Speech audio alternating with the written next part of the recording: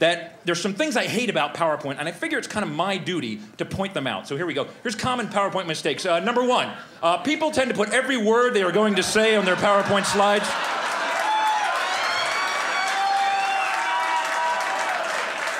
Although this eliminates the need to memorize your talk, ultimately this makes your slides crowded, wordy, and boring. You will lose your audience's attention before you even reach the bottom of your first slide.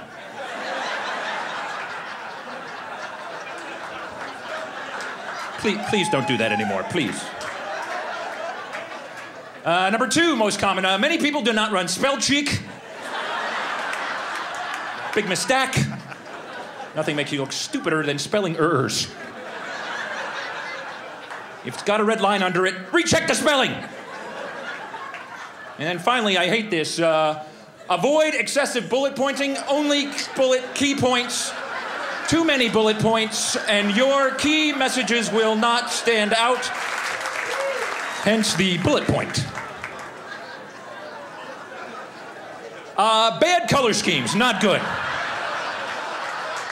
Clashing background and font colors can lead to distraction, confusion, headache, nausea, vomiting, and loss of bladder control.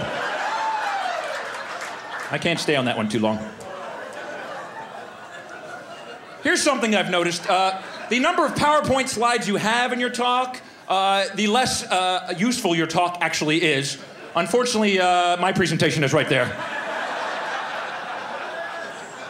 I've also noticed this. People love to pack data into their presentations. They shove more and more data thinking it's better, but it's not. The more data you have, the harder it is to read your slide, and the effectiveness plummets.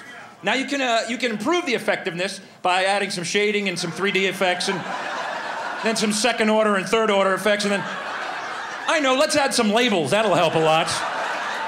And that's pretty much every marketing slide I've ever seen right there. Now, I'm into in animation. People become animators in PowerPoint. You can have things flying all over the place, and that can be good. If you're a visual learner, that will improve the effectiveness of your performance. But if you're easily distracted, more animations, and people have no idea what you're talking about. They're just, wow, that is cool, wow. And there's regions here, by the way. There's the simple but effective region. There's the active but confusing, the effective but boring, the active but ineffective, the dull but static region, the busy but useless, the ADD only region, the useful but amusing, the stupid but confusing, the dull triangle, the hyper triangle, the sleepy square, the dizzying pentagon, and everything else I just call pointless motion.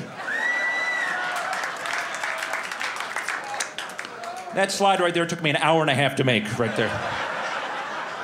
PowerPoint can just suck the life out of you. It's amazing. I've also come up with this. It's a kind of a little science I've invented called font analysis. Basically, the font you choose says something about who you are as a person. There's a huge list of fonts, and you choose one, and that says something about you. So be careful the font you choose. For example, if you choose Courier New, it happens to be my favorite, you're probably organized and structured.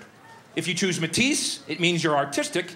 And if you choose Times New Roman, it means you're lazy, apathetic, and unimaginative, and you always use the default. Oh. A lot of Times New Roman people. Welcome. We have some more. If you use freehand script, you're a horrible speller, so you try to hide it with a hard-to-read font. Very smart. If you use Gothic, it means you're very pale and you wear black. And if you choose Wingding, it means you're a nerd and you have no life. In fact, if you know what those symbols mean, you will never have a date, trust me. Don't bother.